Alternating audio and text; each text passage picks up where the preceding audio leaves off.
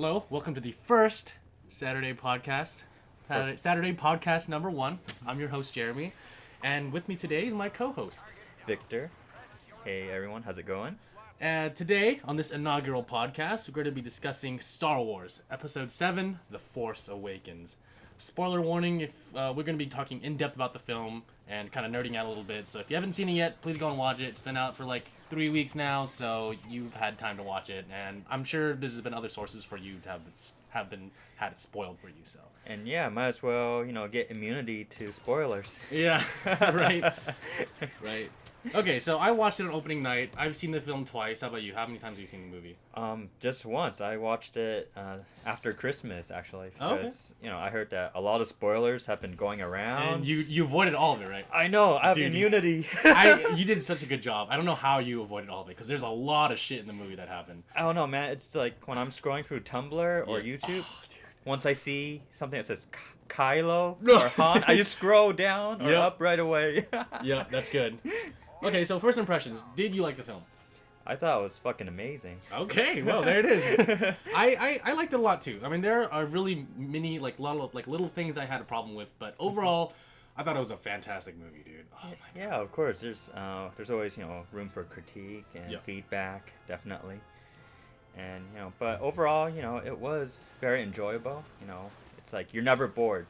Every moment, you're always looking forward to the next scene. Yeah. I thought, in my opinion, the first half of the movie was really good. Like, up until, when they met Maz Kanata at the bar, it kind of slowed down a little bit. But before that, everything was like quick pace. Let's get going. Let's get the movie going. Let's talk about everything. And they established everything in the first half of the movie, I thought. Yeah, I think they did it really well. How they introduced each character, how they met. It's kind of similar to the first one, A New Hope. Oh yeah. There's a lot of people talking about the parallels between that, because even George Lucas said that the Star Wars movies are poetry in a way. Like in Episode 1, Qui-Gon died. In Episode 4, it was Obi-Wan who died. And this one, it was Han Solo. Oh, jeez. We'll talk about that later, but for now, so the new cast of characters, we've got John Boyega as Finn, Daisy Ridley as Rey, and Oscar Isaac as Poe Dameron, Adam Driver as Kylo Ren, Gwendolyn Christie as Captain Phasma, and the new droid, BB-8. So, when they introduced Oscar Isaac in the very first part, I thought he was a cool guy. He's like, am I gonna talk or are you gonna talk? Well, I mean, when I first saw Poe, I was like, wow, this guy's actually pretty badass. Yeah. Even towards the end of the movie, I thought his character was really cool. It's like, I feel that sometimes the X-Wing fighters, or Yeah. just a rebel, air fighters don't get enough credit. Yeah, seriously. I mean, he said in multiple interviews, like, he's the best damn pilot in the galaxy, and I think he's living up to that right now. He's a pretty good pilot from what I can see. Yeah, definitely. And, I mean, even though he's not a Force sensitive, I think that, he's going to be a really likable character in this film and the next upcoming film as well. I agree. So, do you think he is Force sensitive? Probably not. Yeah. But he's still badass, and I like how his X-Wing is actually black and red. Yeah. It shows like he's like really a rebel, Yep. He's the coolest one. He's the leader, He's black leader. Yeah, yeah, that's right. I was like, oh, that's so badass. I really hope he's not Force sensitive, because we need more non-Force sensitive characters in the series. Because the whole series rolls around Jedi and Jedi training, and I'm like, we need a break from that a little bit just to explore more. Yeah, it's like, you need another badass who's like Han Solo, basically. Yep. You can't just have like Luke and Obi-Wan running around everywhere. Yep. Taking all the, screen time. Yeah, we need less lightsabers. Lightsabers are cool, don't get me wrong. I love lightsabers, and I love the battles between Jedi and Sith, but I think we need less of that. More character driven, more less Force sensitive people in this series. Okay, so John Boyega, what do you think? John Boyega, I like his character, Yeah. he's like the comic relief in a way. Yeah, You very much so. Oh, dude, yeah. I mean, it's interesting how they showed that, the stormtroopers are actually children who are kidnapped and, Yeah. Brainwashed, but he's a special, stormtrooper because he's able to break out of that brainwash, after seeing the civilians get slaughtered. Yeah, and he was he's the only one I feel is like that in the First Order. He's just oh, what am I doing here? Why? He's questioning why he's there and why he's fighting. I think that's really cool. You don't really see stormtroopers like that. And what I like about John Boyega's character Finn is that he connects pretty well with Daisy Ridley's character Rey, and also Poe Dameron. Yes, very much so. Especially like their bro moment in the TIE Fighter. Oh like, yeah. I got so hyped at that part, and that's when I really started liking John Boyega. I'm like, this guy's awesome. I know. I know there were people who were like doubting like the new cast, but right. I think they pretty much nailed it. Oh yeah, seriously. And with Daisy Ridley too, I thought she was a really good character. In my opinion, she's like a combination of both Luke and Han because she can pilot ships, and she's also really extremely force sensitive. Yeah, it's interesting how she has both of those aspects in her. Like definitely. Like she's a scavenger, and she's also going through this journey. At the same time, she's also in a way like a rebel. Yeah. Oh, definitely. And I thought that she's a really good addition to the series, and yeah, she's cute. Yeah, she's pretty cute. We can't deny that, guys. No. Yeah, Kylo Ren, Adam Driver. What'd you think? I mean, he is a good villain. Like, yeah. Like, he does look menacing with the mask on. Yeah. But what I do notice is that people were complaining when he took his mask off. I don't have a problem with that because I feel like he's like an emo teenager, in a way. Yeah. Who's run away from home. Who doesn't know what to do with himself. Yep. He's just lost. As we saw, he's really conflicted. And I think that's a really good villain because a lot of people are saying he's the Anakin character that we should have seen in the prequels, and I 100% agree with that. I know, like, remember in the beginning where Poe tried to snipe him? Yeah. And he just stops the blaster boat with the Force? That was so badass. It was just like hanging in midair, like, right there. Yep. And he's just like, all right. And he just started walking away. I'm like, no one's gonna. Okay, that's cool. It's just there. And in the end, he just released it in another direction. Yep. And he didn't even do anything with his hands. He's just like, all right. He just walks away and it just explodes. So, and the other thing about him is that he can read people's minds with the Force. Yep. That's something new that we've seen. And also, the cool thing about Kylo Ren is that he's brought, more Force, abilities to the movie, such as Force Paralyzed. Yeah. They're just like stuck there. I'm like, dang, how powerful is Kylo Ren? I know, it's like Anakin Skywalker didn't even do that. No. And he was the chosen one. Exactly. Supposedly the chosen one. And the other thing is that in A New Hope, he was interrogating Princess Leia. Yeah. He needed a droid to interrogate her to get information. Whereas Kylo Ren, he can just mind read people. Yeah. So why didn't Darth Vader mind read people if he was that powerful? Yeah, that's true. I don't know, man. Like, I guess Darth Vader, maybe because he got most of his limbs chopped off, he's just like, you know what? Okay. And also, he was a fucking horny teenager. He wanted to bang Padme. So he was so preoccupied with other stuff, he couldn't focus on his Force powers. Yeah, I think he's more combat oriented. Yeah, I agree. Yeah, definitely Kylo Ren is one of those new villains that I think he's gonna have a legacy in the new Star Wars series, and I think he's a really good addition to the old villains because like you had Palpatine and Vader and Dooku and Darth Maul, and I think Kylo Ren is one of my favorites now, definitely, if not my favorite. Yeah, he's certainly getting a lot of marketing attention out there. Yes, like, for sure. Like you see him on billboards, you see him on action figures, everywhere. And he looks cool too. He's got the whole. He doesn't have a cape. It's like not a dress, but like a certain type of robe, and he's got the mask. I thought that was really cool. And then his lightsaber. Yeah.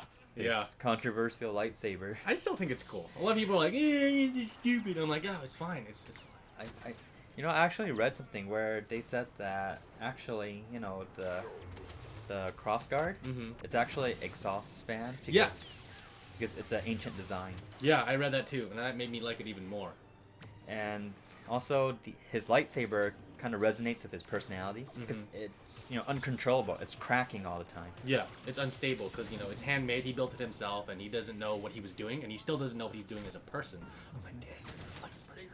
And he gets angry really easily. He's a really unstable guy. Yep. As we saw many tantrum fits. And my favorite one was when he was destroying the interrogation chair, and those two stormtroopers were like, all right, let's just get out of here. They're just like, nope. Yeah, they just noped out of there. Okay, so this is probably the most disappointing character in the movie, Gwendolyn Christie as Captain Phasma. Oh yeah. She had like not even a minute of screen time, and she had like very low, like not even that much dialogue, and I was like, that's it. Yeah, I mean, like, I was really looking forward to Captain Phasma's character Yeah. to kind of see what role she would play. Yeah. But as other Star Wars movie, the bounty hunters don't usually get a lot of screen time. Yep. Like Boba Fett, this is something I don't understand about Boba Fett. He doesn't do anything in the movies. Anything. He just talks. He doesn't even shoot that much.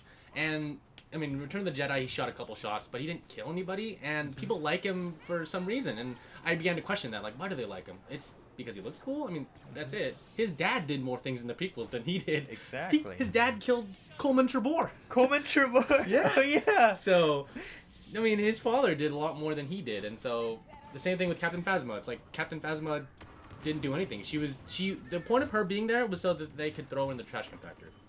Oh, Or- that reference. Yeah, that reference. She was the only reason for her existence in the movies was her reference. I was like, what the heck? Well, I'm hoping to see more of Gwendolyn Christie as Captain Phasma in the next movie. Yeah, yeah. Because she's amazing in Game of Thrones. As Yeah. Brianna Tarth. She's a really good actress, and she's a really good person. And Captain Phasma needs more character fleshed out. I mean, maybe not in the sequels. She will be in the sequels, but let's get to know her more. So- I definitely agree with you on that. So, what do you think about BB-8? I thought BB-8 was a really cute droid, a good addition to the Star Wars universe. Favorite part? When they had the lighter out and Oh a thumbs yeah, up. that was so cool. That sold me. I was like, that's so cute. I know, and it's funny how you can kind of like hear what he says. Like Ray was asking him, he's like, "You're," Yep. he's like a goofy droid, and Yep. it's like he adds like a really good addition to the team, and Yeah. and he's also part of the comic relief too. Definitely. And he for a droid, just like R2-D2, he displays a lot of emotion. Like when Finn was talking to Rey and BB-8 on Jakku, and he's like, Poe didn't make it. And then he's like, I was like, oh, I feel sad for the droid. He's actually loyal to his master. Yeah. Just how R2-D2 is to Luke. Yeah, exactly. He's like, you take this and you go. I was like, that's adorable. He's like talking to a little tiny thing, and it's like the droid just be like, oh, okay, give it to me, and he just like starts rolling away. And it is pretty noble how he took the piece of the map that leads to Luke Skywalker. Yeah. For a greater cause. Yeah, exactly. And I have something to say about that map, but we'll talk about that later. Okay. So let's talk about the branded legacy cast. Ah. Harrison Ford, Han Solo. He killed it. He carried the first part of the movie. I agree. It's like out of all three of the main legacy casts. Yeah. I think Harrison Ford is like the best choice out of all of them. Yeah. And I can see why he would be paid the most. Yes. I I saw don't that know. too. Yeah, I thought he killed it as Han Solo, and I thought he was really good. And his dialogue and banter between him and Chewie, I thought that was really cool. I liked how I missed that chemistry between them, because he's like, "You're cold," and he just said, like, "I like this thing," when he's holding the blaster, the Wookiee bowcaster. I was like, "Whoa." I know, and also the part where when they were trying to save Rey, Yeah. Finn was all like, "Oh, let's use the Force." He's like, "That's not how it works." Yeah, that's not how the Force works.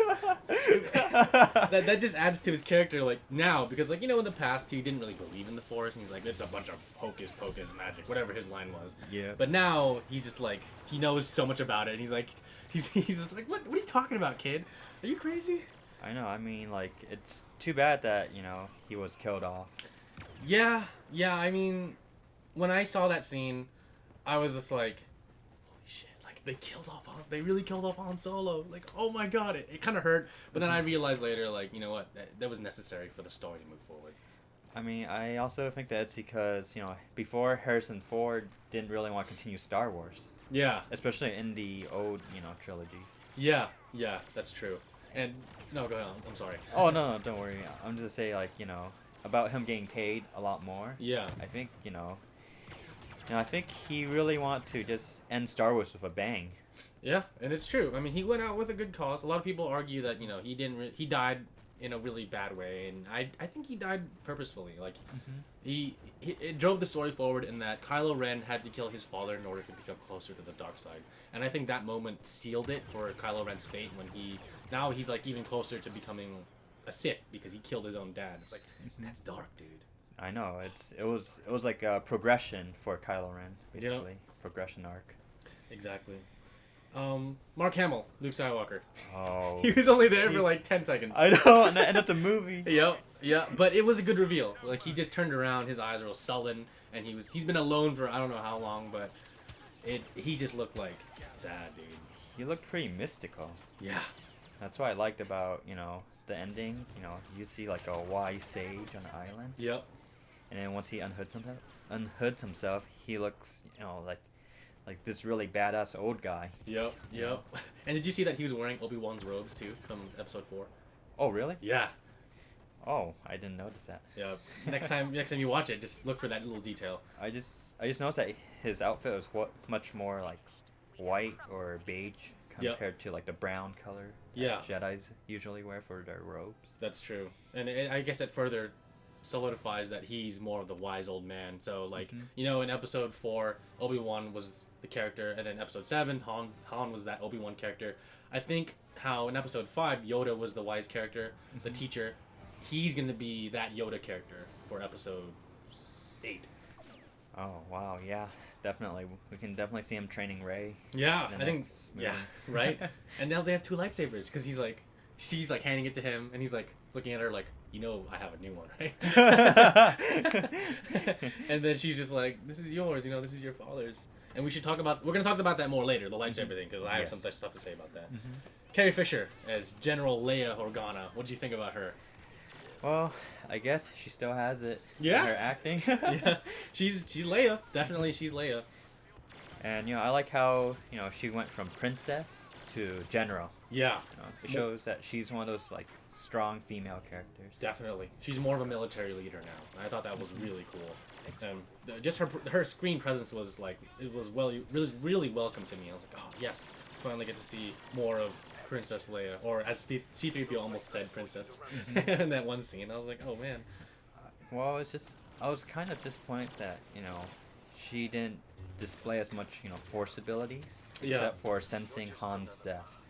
Yeah, and I think you told me earlier that you wanted to see her like use more of her force sensitivity, and I did too personally, because I think that she would have been like, it would have been a really refreshing thing to see her do that. But I think in Episode 8 we might see something more. We don't know. I mean, what if she had Jedi training? Yeah. Would she even have to look for Luke? That's true. She wouldn't have to. And, wait, that's a good point too, because since she is force sensitive, shouldn't she have a sense of where Luke is? That's correct, actually. Yeah. So that's her. Well, first of all, that's her brother. So it's like, okay, where's your brother? Second of all, she's force sensitive, so it's like, can't you like sense? Shouldn't she have sensed the islands before Rey? But I don't know. We don't know anything about what's happening. I don't know. The Force is always mysterious in these movies. Yeah, they say a lot and do a lot of things. And I guess the last 3 characters we'll talk about, we can just put them together. Peter Mayhew as Chewbacca, Anthony Daniels as C-3PO, and Kenny Baker as the fucking R2-D2 consultant. I thought they were themselves. They were good. Anthony Daniels, okay, I think maybe you noticed this. Anthony Daniels, he got kind of bigger. His character got bigger, so C-3PO looked a little bit on the big side. Well, I didn't really look at C-3PO. I was just like, oh, he's there. Okay. Yeah. Because, I don't really pay attention to C-3PO. Yeah, and they were just there because they needed to be. They're part of the Star Wars Legacy cast. So, yeah. I felt like there was an exposition for R2-D2 when he revealed the map at the end, and it's like, you were hiding that the entire time. Like, I know, it's like he was just laying there, and we're like, did they decommission them or something? Yeah. But in the end, we found that it was his choice. Yeah. To just not move at all. Yep. Shut off. And we'll talk about that more at the end, because I have a gripe about that. Okay. Yeah, and I guess we could just talk about it now. So like R2-D2 really had no purpose except to show the map at the end, and he was like the Deus Ex Machina of the movie, where he's like, guess what? I had the map the entire time. We just need Rey to come here, or somebody. We don't know if it was Rey or Luke who turned it on, because apparently someone Luke probably like shut him down or asked him to shut down because they needed someone with the Force, a Force capable person to reveal that part of the map to find him. Yeah, actually, that's a good thought. Yeah, I didn't think of that. thanks. But yeah, I guess it's because maybe we'll talk about this in a bit later. But like Rey is connected to Luke somehow, so somehow she's connected to him, and she brought upon the map to show where Luke is because I guess Luke wanted her to find him. But yeah, we'll talk about that in a bit. So we'll talk about something a little bit more fun. So the Easter eggs, the reveals, the epic reveals, and the cameos of some interesting people. So, remember when Finn was like looking for medical stuff for Chewie when he got shot on the giant frigate? Yeah. He pulled out the training thing. Yeah. And he threw it away. And I was like, yeah. whoa, wait, what was that? Oh, I know what that was. I was like, oh, that was a really, really subtle Easter egg. That was pretty funny. He's like, what's this piece of junk? Yeah, and he just threw it away. But before that, there was the Millennium Falcon. Oh, yes. That scene where they were being chased by the TIE fighter. Yeah. They're like, and Finn was all like, what about that one? Yeah. And Rey's like, that's garbage. Yep. And then the good ship blows up in front of them, and she's like, okay, the garbage. Yeah. And then the camera just pans, and it's a Millennium Falcon. I'm like, wait, that's wise. Oh my god. They call that garbage? Seriously? Yeah. But I guess it's a parallel to the fourth movie where it's like, this is a hunk of junk. Yeah. So, actually, I can see that. Yeah, right? And everyone was like clapping, when the Millennium Falcon showed up. Yep. Because I was in opening night, so everyone was like up in arms, like, yeah, oh my god. So I thought that was a really cool reveal. And then forever, when I watch the movie, forever I'll think of that moment, like, oh my god, like that's a Millennium Falcon being revealed right there. I know. But yeah, it does also the reference to the trash compactor with Captain Phasma. I thought that was like, it was weird. That was like a weird reference to pull. Yeah, it's kind of like they try to be a little comical about it, Yeah. Especially having Finn say it and smiling. He's like, because Han's like, there's a garbage chute, a trash compactor, and then Finn's like, there's. I was like, oh, that's funny. That was cool. But yeah, that was a really like subtle reference to Episode 4. Again, more with the references. The melted Darth Vader helmet. Oh my goodness, do you think his skull is in there? I don't know. Kylo Ren's a crazy weird dude, so probably, maybe. Because, like, I want to know how he got it, first of all. Because where was it? Was it still on Endor, or did he take it? Would he go to Endor, kill a bunch of Ewoks and take it, or what? Like, we don't even know. I'm assuming it was, Luke probably made a tomb for it. Right? And then he probably sensed his grandfather. He's like, oh, Granddaddy, where are you? Let me find... Oh, there you are. And he probably broke into the tomb. It's kind of weird how he was talking to the helmet. Right? Like, show me. And then it's interesting because, like, Anakin at the end wasn't about that. He wasn't about what Kylo Ren wants now. He didn't want to continue that kind of legacy, and Kylo Ren's like twisting his grandfather's goals, and it's really interesting. I mean, I think he was just being kind of like selective of how he wants to see his grandfather. Right. And I'm kind of surprised, that Anakin never showed up as a Force ghost to tell his descendant, hey, you gotta stop this shit, Yeah. going down the wrong path. They said that there was a scene that was going to show that in the movie, but then it got cut because it didn't fit well, and I guess Hayden Christensen didn't. Hayden Christensen's performance didn't fit well with the tone of the movie, and it makes sense. Yeah, I'm glad they didn't put him in there. Yeah, I mean maybe he'll be in Episode 8, but I'm really glad they didn't put him in this movie because otherwise it would kind of detracted it in a way. It wouldn't give a good impression for the next movie. Right, exactly. I totally agree. Sorry to say. Yeah, no.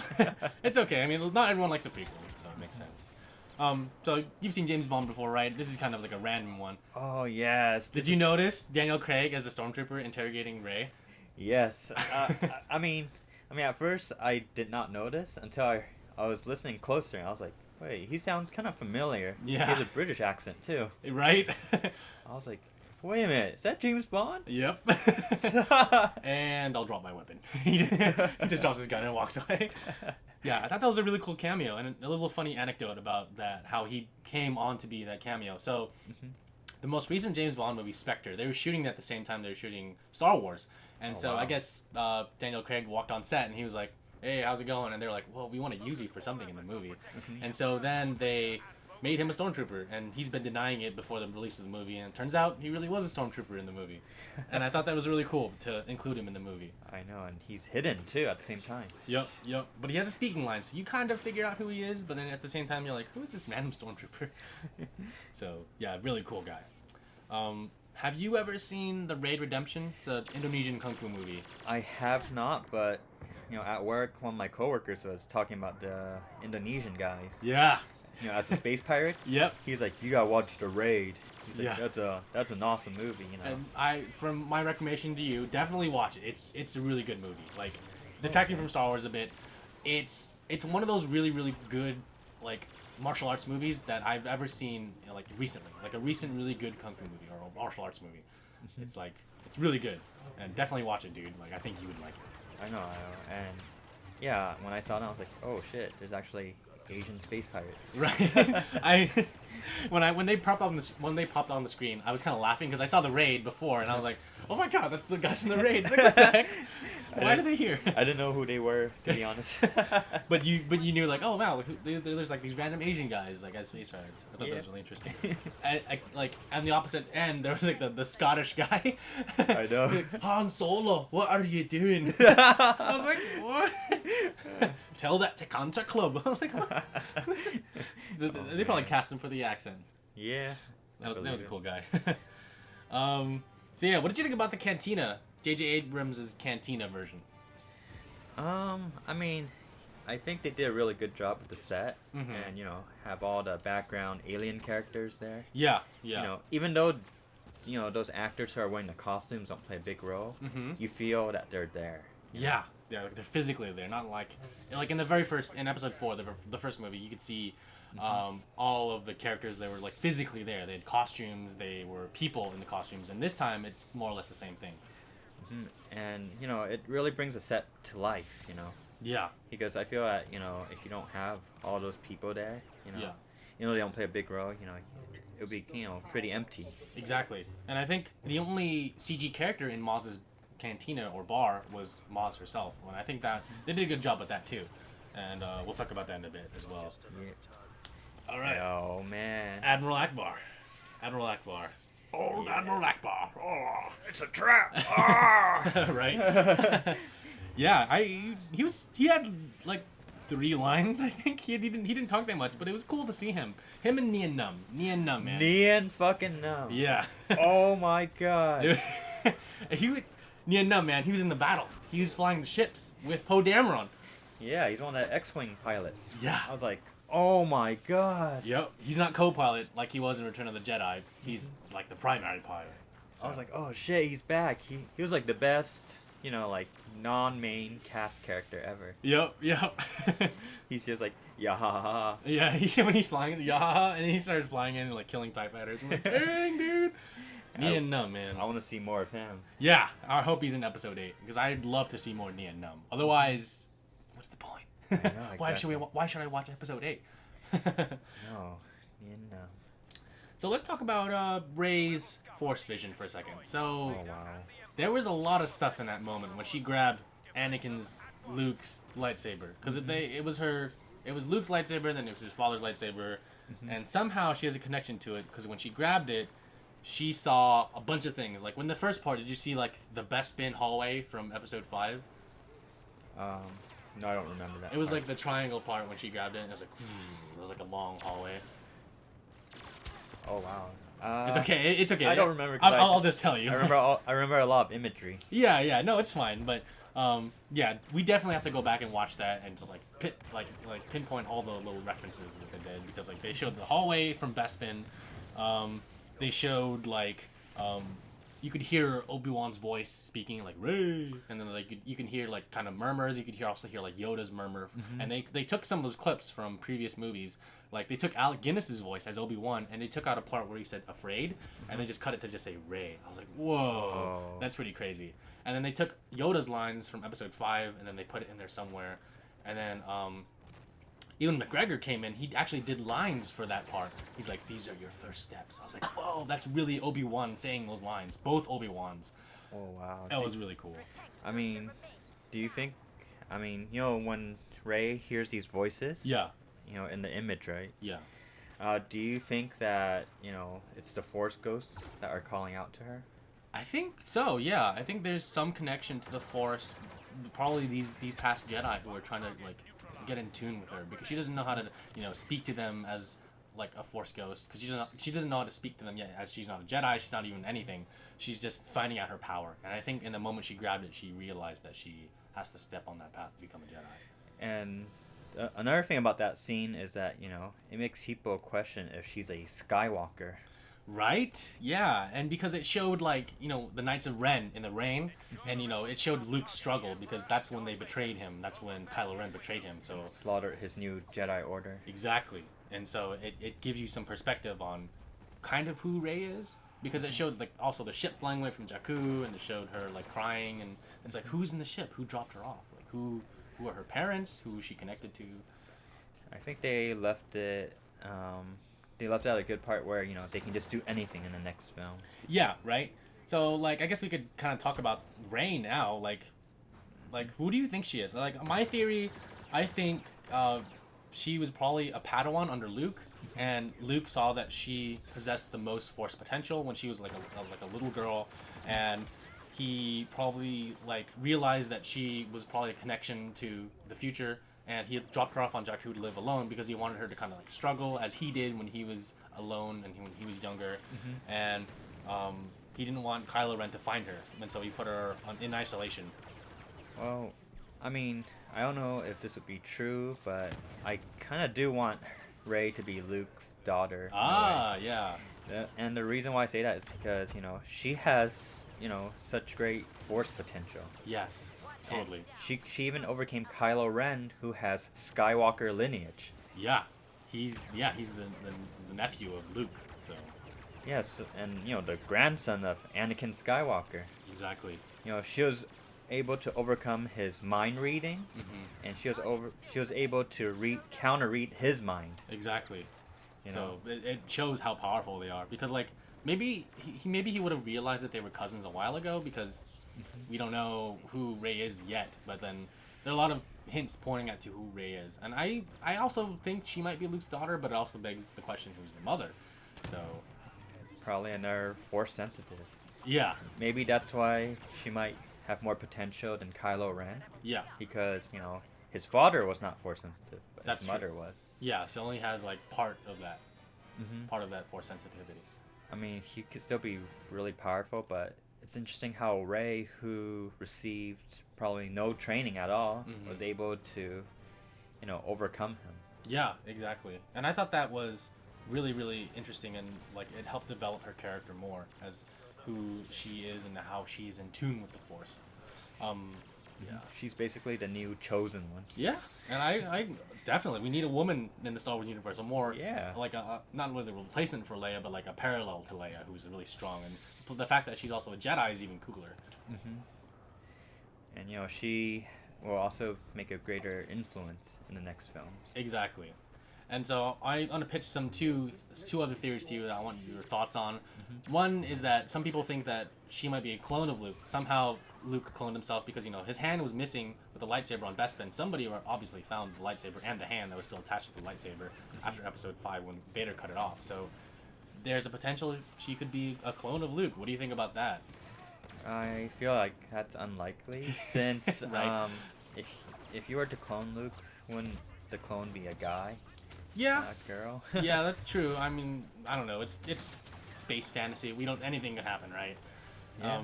I mean, I don't really agree. I don't agree with that theory either. I agree with you. I don't think that's a possibility. But if it was, that'd be a crazy mind bender for sure. I know. A female clone of Luke. There's also the other theory that she's Leia and Han's daughter. Like, there's two branches from that. One is that she's Leia and Han's daughter, that Han didn't know that she was pregnant, or Leia was pregnant at the time because, he went away when he realized that Kylo Ren was becoming reckless and a rebel. And Leia bore her, but then she was taken away and put on a different planet with a different name probably. We don't know. Maybe Leia realized that Rey was her daughter but didn't say anything. But there's also the possibility that since Han and Leia were split up, Leia could have, did it with somebody else. We don't know. She could have had a daughter with another person. Actually, that's very true, huh? Since Han did separate from her, and And who else can have great force potential? Yeah. Other than the Skywalker. Yep, that's true. I mean, Luke can't have a baby, so only his sister can. But yeah, I mean, it's just stuff to think about. It's gonna be interesting when Episode 8 comes around, because I think that question will definitely be answered. If not, it'll hint at it more and it'll be revealed in Episode 9. But there is another theory that people are throwing out there. What's about that one? Rey's identity. What's that one? So some people think that she's a descendant of Obi-Wan Kenobi.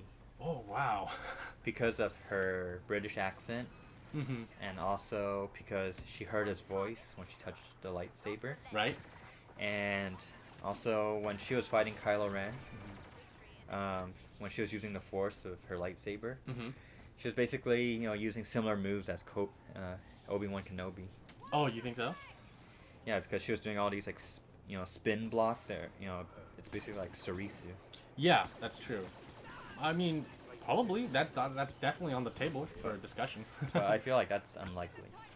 Yeah, I mean, probably, but at the same time, it could happen. We don't know. Yeah. We're not making the story here. We're just speculating. But it'll be fun to see what's gonna happen with her character in the future, because she's definitely the main, if not one of the main characters. I know they want to mind blow us, just like Empire Strikes Back. Yeah, because for sure I was definitely mind blown by this movie, which brings me to my next point: the death of Han Solo. Oh my! When you saw that scene in the theater, it's dark. You're sitting with your friends and you're watching it. What did you think? I was like, oh shit, something's bad gonna happen. Yep, because there was no music. There was like the light being shown on the part that Han was walking towards, and Kylo Ren was like in darkness, enveloped in darkness. And I was like, something's gonna happen. I was like, oh my god, Han might die. Oh god. I mean, I feel like it's partially like Leia's fault. She's like, oh, bring our son home. Yeah, I guess so. But then there's also Han being himself. He's being reckless because he was just like he didn't have to talk to Kylo Ren on the bridge, because he looked at him and it kind of looked like he was hesitating, like, should I talk to him? But I think he was thinking of Leia at the point, because he wants to bring his son home, and Leia was the one who told Han, like, you're the only one who can bring our son home. It doesn't have to be Luke to do that. And then I guess Han was like, Ben! He screamed Ben, and he turned around. Kylo Ren turned around. And he's like, oh, there's my dad. And the moment when he's like, can you help me? And he was giving his lightsaber over to Han, and Han's like, Oh. I'll do anything. And he grabbed his lightsaber, and then the sun went away, and it was just darkness, and he's gripping it more. And I was like, and my heart was pounding. During my second watch, it was pounding even more, because I knew it was gonna happen. And then he was like, and it went through his body, and I was like, oh my god, they actually did it. They actually killed Han. Because I had the same reaction as Finn and Rey when they were atop the top part. They were like, no! Oh, dude. And Chewie went crazy. Dude, Chewie went on a rampage after that. But seeing Han's body fall from the bridge, I was like, that's it. He's gone. Yeah, it's like he's such a major character, yet he just got killed off like that. I mean Obi-Wan was killed off as if That's true. And something. yeah, exactly. And audiences in 1977 probably had a similar reaction to Obi-Wan's death, because they grew attached to him. They liked Obi-Wan, and when he died, it's like it was too soon. But I guess it's kind of different for Han, since he's been there for 3 prior movies, and he was like a lot of people's childhood hero. Like a lot of people who watched the movie in 1977 were alive or have been alive now since then. So seeing that, I'm sure for a lot of people couldn't accept it. Yeah, it's a trend, The old mentor or wise guy always dies in the first trilogy. It's true, because there were 2 of them for Luke, because Obi-Wan died and Yoda died, so 2 of the old mentors for him had passed away. And Qui-Gon died too. That's right, in Episode 1 for Obi-Wan, his master died. So it's a continuing trend for the Star Wars movies. Yeah, and when these wise veteran characters die, it's for character progression. Exactly. Like Obi-Wan, he progressed after Qui-Gon died. Yeah. And then for Luke, after Obi-Wan died, he progressed. Yeah. And now Han Solo dies, his son and, Rey's character progressed. That's true. Yeah. And there were a lot of repercussions for that, like you just said. It was supposed to happen because of that. But kind of going off on a tangent from that, remember when they came back to that rebel base or resistance base, and then they were leaving the Millennium Falcon, and then Leia was looking really sullen, and then Rey walked out. She looked really sad because they both knew Han died. Yeah. And for me, Chewie just walked past Leia, and Rey and Leia hugged each other. I'm like, why didn't it would have like hurt me more, but it would have made more sense if Chewie hugged Leia. I know, since they both mutually knew Han. Exactly. They're both like, that was his lover, and then that was his best friend for 30 plus years, and it would have been like better for the story if they hugged, but they didn't. I was like, what the heck? And then the next scene, you see Chewie like crying on the ship. I'm like, oh, Chewie.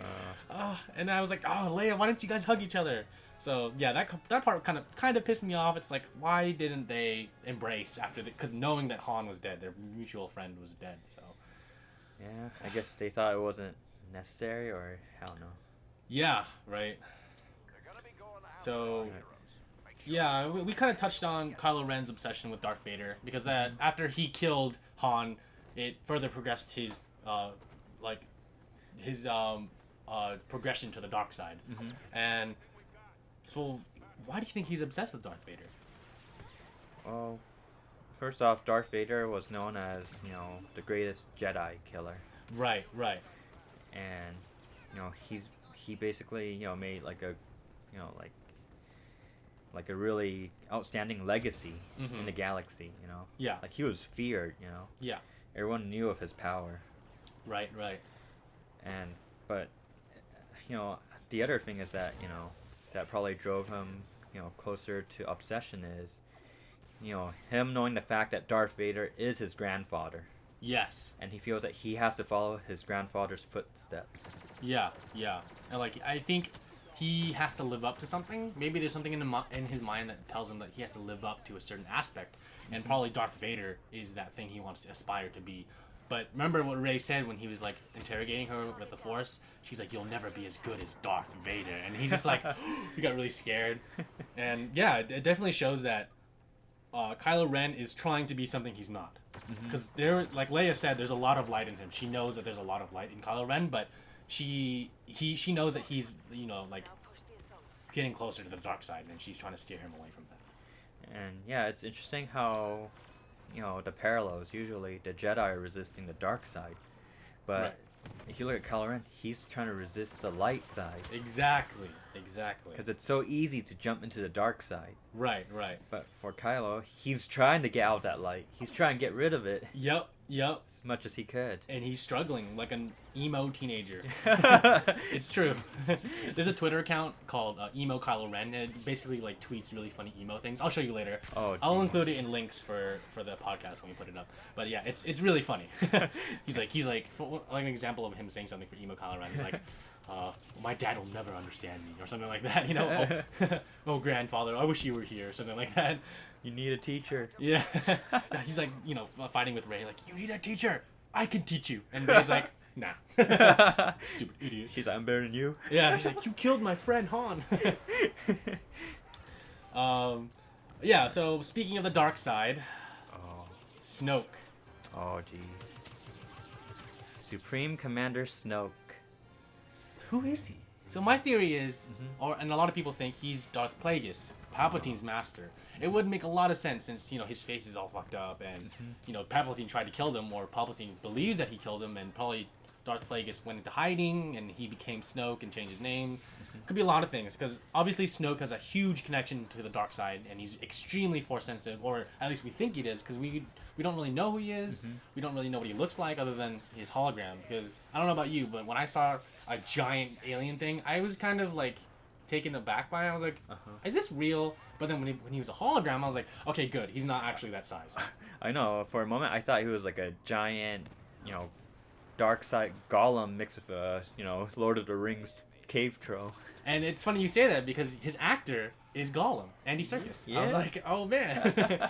So yeah, I mean, like, the fact that he was giant, I was like, it's the prequels all over again, because he's a giant CG character, and I didn't really like that much. But when he turned out to be a hologram, I was like, good job, J.J. Abrams. Yeah, I was like, how are they gonna fight this giant? Exactly. But I mean, that is interesting how everyone does think he's Darth Plagueis, and it would make sense if that actually turned out to be the case. Right. But how powerful do you think he is? I don't know. We haven't seen anything that he's done so far, so it's hard to say. I mean, the only clue that tells us that he's force sensitive is when he told General Hux to bring Kylo Ren back to complete his training. Right. So, I mean, it could also be Snoke might not be the Sith Lord. Maybe there's another master we're not seeing. Maybe Jar Jar Binks. Oh God. I want to see him get his ass whooped. Right. Sith Lord. That character's so racist. But yeah, I mean, for Snoke, it's going to be really interesting to see him in the next movie because we're going to see Kylo Ren completing his training, and we're going to see more of Kylo Ren and Snoke's relationship together. So we're going to see maybe Force Lightning, maybe some other Force powers we haven't seen yet. Force Drain. Oh, like in the games. Yeah. Fucking cheap ass attack. Yeah, right. Damn, it's time for that. But yeah, so stay away from the dark side a little bit, and we'll talk about some character stuff. So clearly Finn is super in love with Rey, or he's attracted to her in some way. Yeah. Do you think they're gonna become an item in the future? Maybe not. Maybe they'll just be like a Han and Leia. Maybe they'll be like Luke and Leia. I think it's really up to the next upcoming directors. Yeah. How they're gonna do it, but yeah, because I can see the playfulness and the chemistry between the two. Yeah. Especially when he asked her, "Oh, do you have a cute boyfriend?" Yeah. Jakku. Yeah. Got a boyfriend? Is he a cute boyfriend? I was laughing so hard at that part. Well, I can't really blame him. Yeah. Because she is cute. Yeah, exactly. And the part when after they escaped on Jakku and they were in space, and then they were like, "Oh, you did that thing! Oh my God, that was so cool with the maneuver! And you shut down the thing." Remember that part? Yeah. Yeah, I was like, "Oh man, that's cute. That's cute." I know, and when they're like hugging, and then Han Solo's like, "Hey, hug later." Yeah. Right? Because remember Han saw Rey climbing up the thing, and he's like, and then Finn's like, why are you doing this? Solo, why are you doing this? What does this mean? We're trying to do the mission here. And he's like, oh. And then after that, that's the line that you just said, like, oh, we can hug later. It's also how far Finn was willing to go for Rey to lie to the rebels that he knows how to turn off the shield. Yeah. He basically risked the Resistance lives. Exactly. Just for Rey. And in the beginning, too, it started in the beginning. He's like, yeah, I'm a Resistance fighter. Yeah, this is what we look like. Sometimes we look different. He's trying to impress her. Yeah, exactly. She's like, oh, you're with the Resistance? Oh, I've never seen a Resistance fighter before. And he's like, yeah, this is what we look like. I'm like, this guy is digging a deeper hole for himself. I know. But I guess you could say the lies helped him realize that he needed to tell the truth later on and become a better person. And also seeing Rey get kidnapped was what, got him to join the Resistance too. Yeah. Because originally he wanted to leave all of this behind, just get away from the First Order. Exactly. And it's exactly like Episode 4, because I feel like Finn has a little bit of Luke in him. He wanted to get away from what he was doing in the beginning and become something he wasn't. And when he knew that his quote-unquote princess was taken away, he wanted to do anything to rescue her. And so I thought that was a really good character development for Finn. Yep, because it brought him on to the journey. Exactly. So speaking of parallels and Luke kind of like parallels to Episode 7, they're the Star Killer base. It was just I felt okay. God. This is the third time they've done it in the Star Wars franchise, and I feel like it's being a little bit overused, but I feel like maybe Disney was like, "Hey, we need you guys to include this thing, because if it's going to be a parallel to Episode 4, we need to have a Death Star. But let's make it bigger. Let's make it a planet size." And I was like, Death planet. Exactly. Star Killer, right? Yeah. What did you feel about that? I mean, it is, as you said, it is getting old. Yeah. But, a planet that devastates other planets or destroys other planets, something that just destroys planets. Yes, that's like a nuke to the galaxy. I understand that, but, can't they bring something, else? Like, right. Maybe like a super battle cruiser that can like tear down an entire like planet. Exactly. Or something.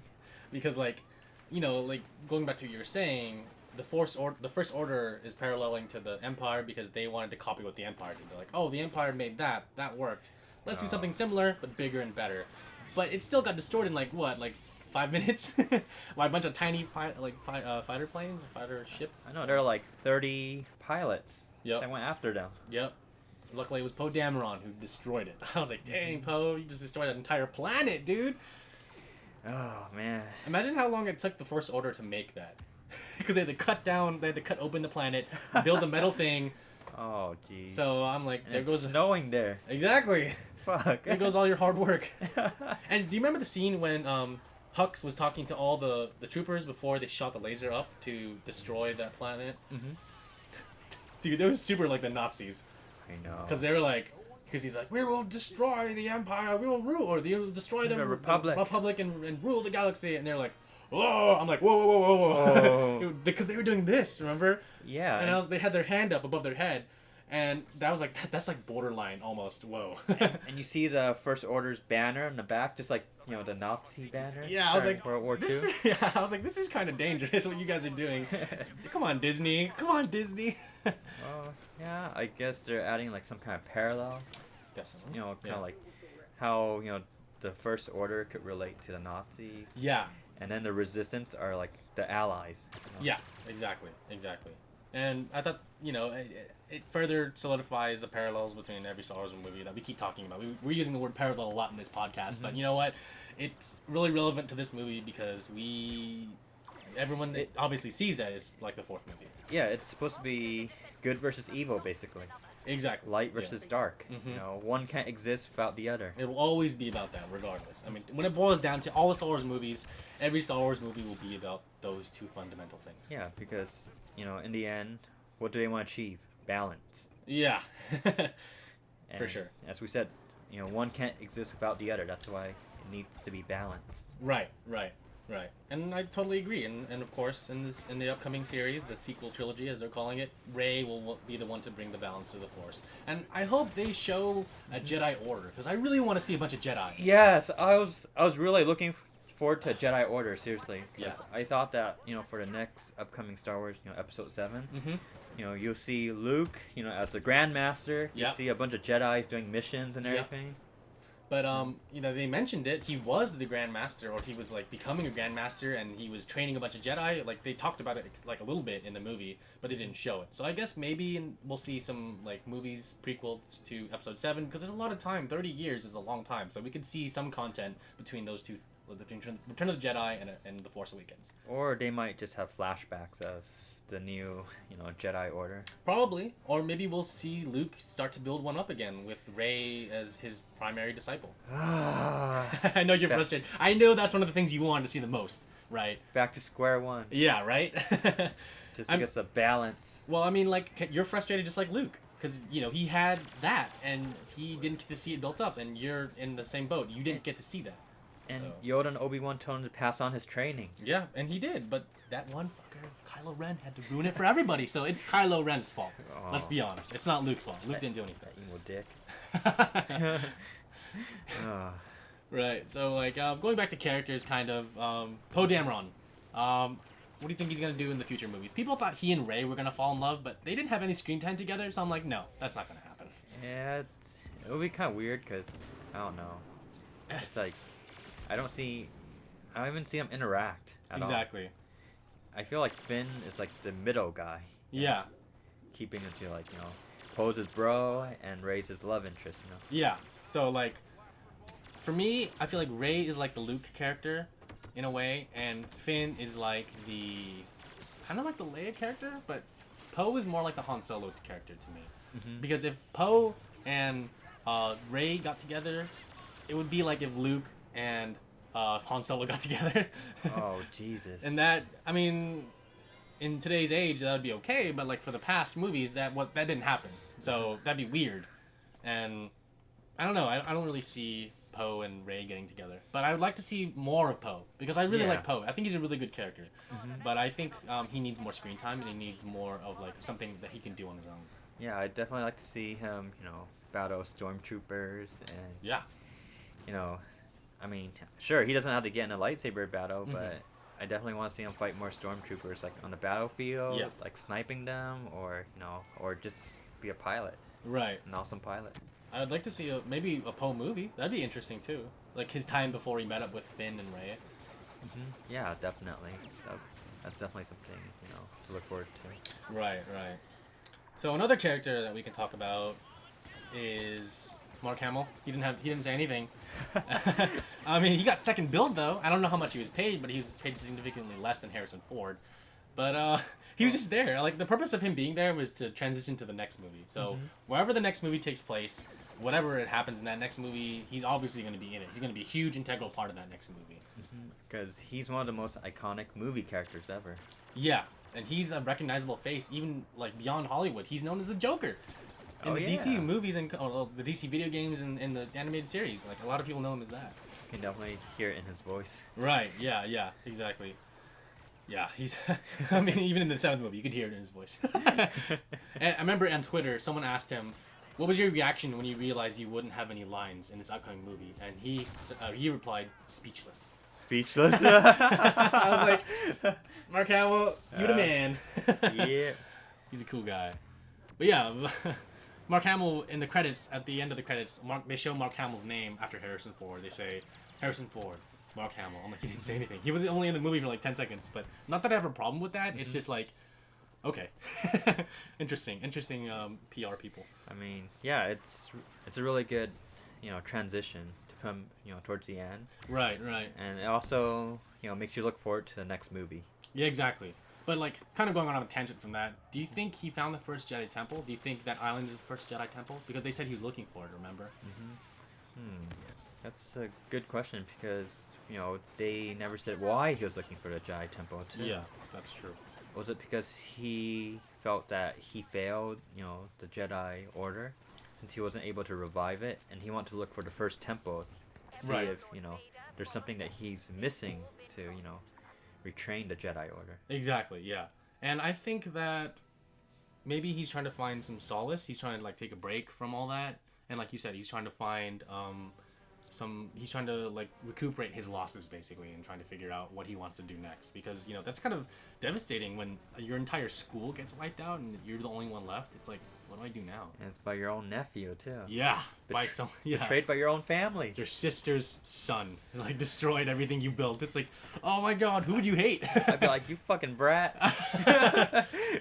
Get your ass over here. Exactly. But do you think maybe Luke has some resentment towards Leia, in a way? I mean, I don't think so. I mean, I don't see the reason why, because, it's not her fault that, her son's that way, since, there's, Kylo Ren or Ben Solo is a descendant of Anakin who had a lot of anger, and, rage and anger is known to be in the Skywalker bloodline. Yeah, especially with Anakin. Yep. Age, what was you said? It was anger, rage, and lust. Yeah. Lust is definitely in there for Anakin. But how powerful do you think Luke will be in the next movie? I think he's super powerful. Maybe not as powerful as Yoda in Episode 5, but definitely he should be really powerful now. Oh my god, I hope they show him to be, the Jedi Master that Anakin wasn't able to be. Yes, I would love to see that. I mean, I hope that they don't base Luke off of Yoda or anybody in the previous movies, but I want them to base Luke off of like Luke himself. Like, who would Luke be from Return of the Jedi to now? Not who is Luke as Yoda, I mean, I don't think Kylo Ren stands a chance against him. No. If he fought Luke. Exactly. Because maybe there's some powers that Luke knows now that we haven't seen yet. Well, that gives them a good opportunity to add, more Force abilities, so they can demonstrate how powerful the Force really is. Yep.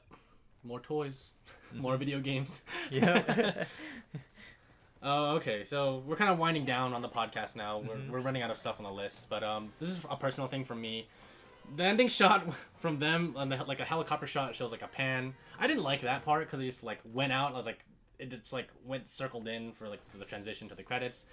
I don't know why that shot didn't sit with me for some reason. I feel like it would have been better if they showed like a static shot of them just like standing on either side of the screen on both the left and right side, and her just like this staring at him. I thought that would have been a better shot, but Oh, just like Rey, handing the lightsaber to him, and then he just looks at her. Yeah. And then it just blacks out. Zoom. Yeah, I thought that would have been better. Even, like that too, that would have been better too. Honestly, other than like this moving shot, because I don't know, that didn't sit with me for some reason. That's just a personal thing. I don't know. Well, that part didn't bother me. I was just like, oh, okay. Yeah. Next movie. At the end of the movie, though, I turned to my friends. I was like, "That's it? That's it?" And they were like, "You haven't seen the other movies?" I'm like, "Of course I've seen the other movies," but like, it just left me felt wanting more. Yeah. Because when I grew up, I watched the first original trilogy.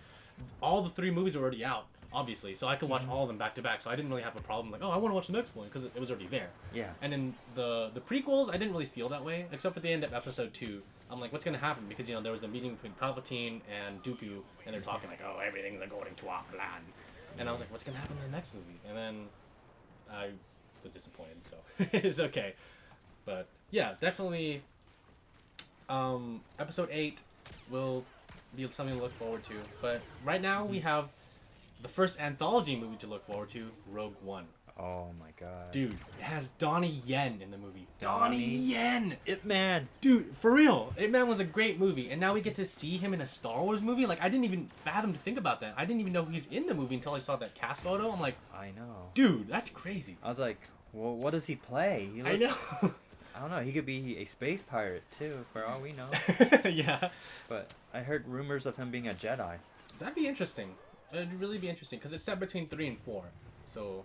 And he does have the martial arts skills to demonstrate, dude. Jedi abilities. Oh, dude, that'd be so crazy. That'd be cool if you see like him, using a lightsaber of like Chinese swordsmanship. That'd be interesting. That'd be really interesting, really cool. That'd be like, like a sword dance with a lightsaber. Yeah, dude. I would love to see that. Oh man. But yeah, Rogue One is about a bunch of rebel fighters trying to steal the plans for the Death Star, which leads into Episode 4, where Leia is trying to deliver the plans to Obi-Wan. Mm-hmm. So I think that it's going to be a really, really good movie. Because obviously they succeed in the end, but I think a lot of characters are going to die. Some people that we don't know yet, they're going to die in the movie. Yeah, I mean, unfortunately, a lot of the characters in Rogue One are probably going to die. But maybe all of them, let's be honest. I would actually like to see all of them die, because it'll have add much more weight to the movie. Mm-hmm. It'll show that they all, died for a greater cause. Yeah. Which, led on to the next, main movies. Yeah. Like, these people died, like, the main characters didn't do it themselves, These people died to help support them.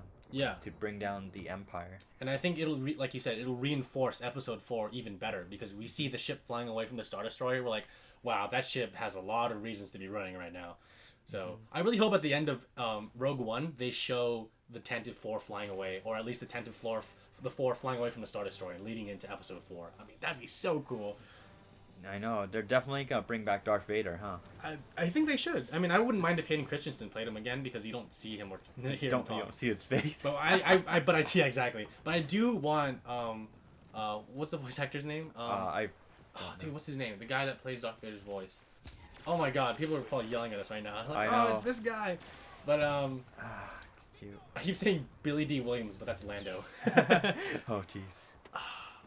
You know what? I have to look it up. Sorry. James Earl Jones, yes. I would love to see James Earl Jones reprise the voice as Darth Vader. Because, have you ever seen the Star Wars Rebels cartoon? Yes. Have you seen the whole thing? No, but I've seen the scene with Darth Vader. No. That's really his voice. That's really James Earl Jones' voice. Oh, wow. Yeah, seriously? so, yeah, I thought that was really cool. But I would assume that nowadays people can just use, like, a voice changer for Darth Vader easily. Yeah, that's true, yeah. And in the game, too, in Battlefront, it kind of sounds like him. I mean, it's not a very good rendition of Darth Vader, but it sounds very similar to James Earl Jones. But I guess it's more authentic if you have the real thing, That's true. It's like he became kind of part of that, legacy.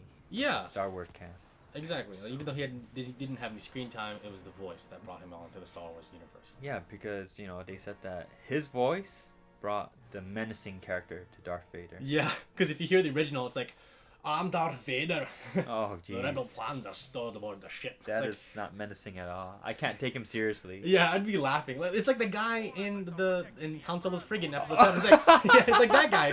Han Solo, you're wanted by Cancer Club. Like that. Imagine if that was Darth Vader. I would be fucking laughing. Yeah, exactly. I'd be like, Who's this Scottish guy? Why is he? Ugh. Yeah, I wouldn't take him seriously. Yeah, basically Darth Vader wouldn't have the menacing power he would have now if it was some Scottish dude. I can see why Kylo Ren wears his helmet. With his voice modified. Exactly. He wants to be just as menacing as Darth Vader was. Exactly. But on a side note, it's a good thing that Adam Driver is the voice and the face and the look of Kylo Ren, because then you can associate everything with that one actor as opposed to two actors playing one character. Definitely. But yeah, going back to Star Wars Rebels, it takes place between episodes 3 and 4 as well. So if you want, you should finish that, dude. I recommend it to you. It's a really good series. Like it's definitely for kids, obviously, and it's definitely made for toys because it's Disney. They need money, but it's a really solid series. It's got some big name actors behind it, and it tells a really solid story in between the main characters, because you actually see good characters. Like you see C-3PO, R2-D2, you see Lando Calrissian, played by the original guy who played Lando. Yeah. Oh, I wonder why he didn't return to Force Awakens.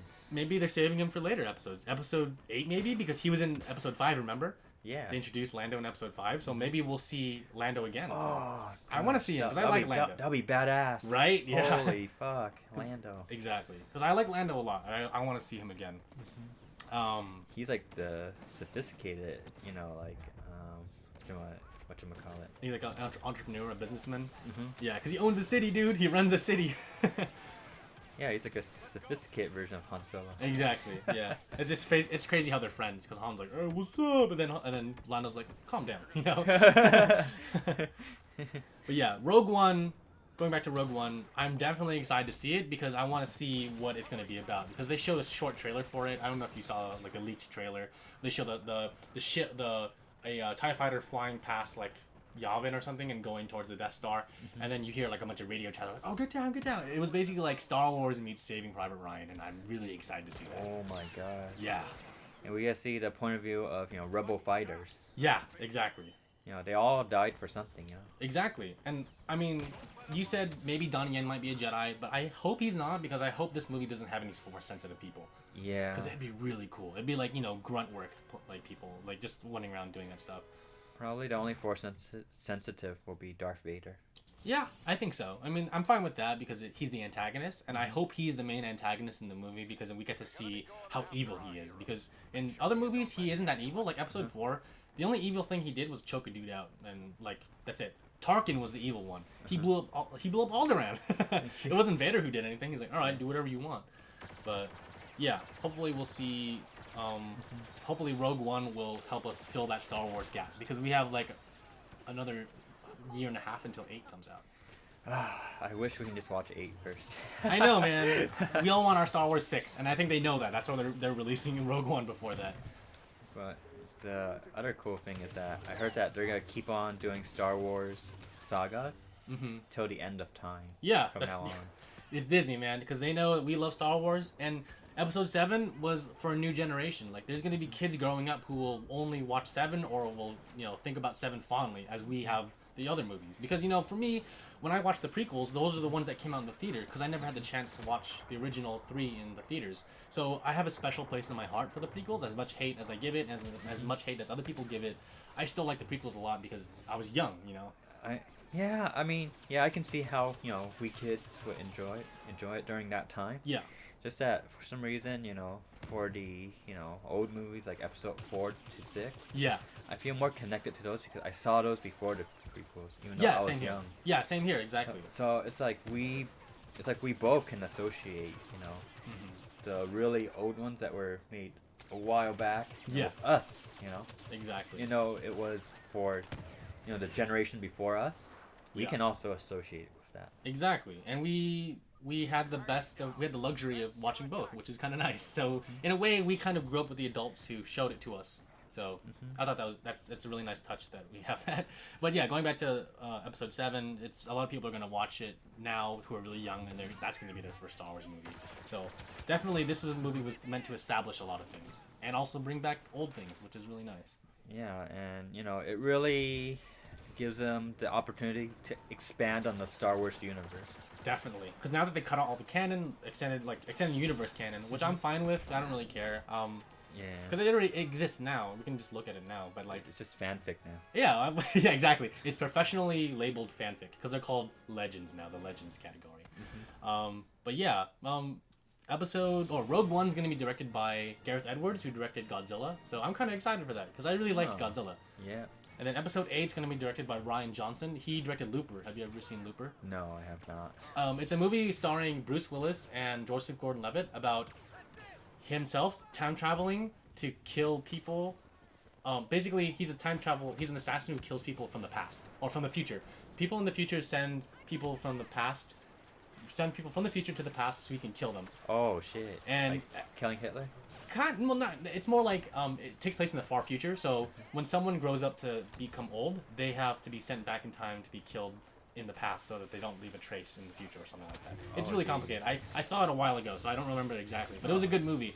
But one of the people that Joseph Gordon-Levitt has to kill is himself, who ends up being Bruce Willis. So he has to decide to kill him or not, because if he kills himself in the future, he knows that it's going to happen. But yeah, I'm not going to spoil anything for you. Definitely check that out to know what episode 8 is going to be like. Okay. Yeah, definitely check out Looper. And episode 9 is going to be directed by Colin Trevorrow, who directed Jurassic World. Yeah, so I have a lot of faith in him. I think he's going to bring a lot of action to the franchise as well. So I hope he ends up with a bang. Yeah, seriously. Hopefully. I mean, that man made $1 billion movie. Yeah, I mean, that's pretty much it. We kind of talked about what the future movies are going to be about. So yeah, but the list here is pretty much complete. I think we got through it already, and we've been recording for an hour now. So, anything else you want to discuss? I mean, not really, but I just know that episode 8 will come out in 2017. I can't wait, man. And I really wonder what it's gonna be about. Yeah, seriously, we should watch it together for episode 8. Seriously, man. Yeah, we could talk. We'll have another podcast on. Oh gosh. For sure. But next time we should next time I want to book tickets. Yeah, seriously. There's a new theater in San Francisco called the Alamo Drafthouse. It's really cool because it's like a restaurant, but you watch the movie and it's in front of you, and it's like a really high quality movie theater. But you have to book tickets before, and it's a little bit pricier than your regular theater. But they're really, really strict about noise. Like you can't speak, you can't talk. I think there's no kids allowed. They serve alcohol. No kids allowed. There's no kids allowed. That is fucking awesome. Yeah, because they serve alcohol, and you can't speak to each other. And if you do speak, they'll escort you out. Oh. Without your money back. Thank you. See? Thank you. Yeah. Finally. So it's called the Alamo Drafthouse in San Francisco. It's in the Mission, and it recently opened, and the first movie they showed ever was Star Wars The Force Awakens. So wow. Yeah, and they have really cool premieres, and they started in Austin, Texas. And what they do is, it's really cool. They do marathons too. Like they did all 6 movies before they showed the 7th one. So you had like 24 hours to watch all the movies together, including episode 7. So they do cool things like that. So like when the Hobbit movies came out, they did all the Lord of the Rings movies and the Hobbit movies together. Damn. So definitely we should try watching at the Alamo Drafthouse. I mean, how is their seating arrangement like? I'm not sure. We could look that up after the podcast. But I do know that Mountain View, the Century Theater there. Yes. You can actually reserve seats. Oh, dude, that's awesome. Yeah, maybe we could look into that too if we don't want to go to the Alamo one. Yeah, they also have a small theater where if you reserve seats, it's like these couch chairs where you have leg extenders. Oh, dude. I wonder how much that costs then. It was regular price for Sarah and I. Oh, dude. See Inside Out. All right. Looks like I'm going there for episode 8. Every Star Wars movie ever until I die. And it's so far apart from the people sitting behind you where they can't kick your chairs. Oh, good. That's my pet peeve, man. Because there were some kids behind me when I was watching episode 7. They were like kicking my chair. I'm like, can you not, please? Fuck. Yeah, I hate that so much. I'm probably sure that there's kids allowed in the theater that you just mentioned in Mountain View. Yeah. Alamo Drafthouse it is. But yeah, we should go there for something. Maybe for Rogue One, we'll go to the Alamo Drafthouse and check it out because I haven't been there yet, and I really want to go. I really want to go there. Yeah, and you said there's a restaurant. Yeah, it's basically a restaurant meets a movie theater, and you can't. There's a bunch of really strict rules about it too. So. Wow. They serve really good food, and it's not expensive either. So they serve full meals, and you just eat while you're watching the movie. Oh my god, okay, we gotta do that. Yeah, like they give you like a personal pizza, you'll get like chicken wings, whatever. It's like a full meal. We'll look up. I'll show you the menu. Oh my god, I can't wait. Yeah, it's really cool. So I don't mind paying extra money. Yeah, me neither. For a good experience, definitely. But yeah, I think that does it. That's about it for the podcast, our very first podcast. Yeah. I think it went well. I liked it. Yeah. And I hope you all also, enjoyed our discussion. Yeah. And if you want, us to discuss anything further, please let us know. Yeah. We have a Facebook, we got a Twitter, We have a Steam group you can join and ask us questions there too, and our YouTube channel. And on this video, don't forget to comment in the comments below, like, share, and subscribe, please, because we would like to continue making content for you guys, and I hope that we can make more podcasts in the future. And look out for our ARC videos, because those are going to come out every Friday. So yeah, and definitely the ARC videos, they're really funny, so check them out. Yeah, for sure. All right, you guys, thanks for listening, and we'll see you next time on the podcast.